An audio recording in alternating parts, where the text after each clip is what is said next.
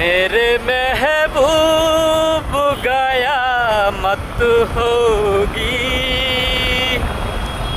आज उसी बात तेरी गालियों की सनम तुझे लुटाऊंगी।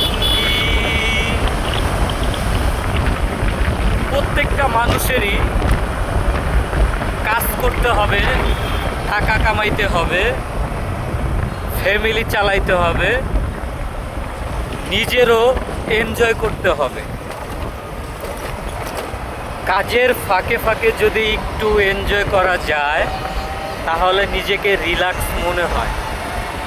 আর যদি আপনি কাজের ফাঁকে ফাঁকে শুধু টাকাই খোঁজেন, নিজের মন ভালোবাসা এনজয় কিছুই না বোঝেন, তাহলে কিন্তু সেই টাকার কোনো মূল্য নাই।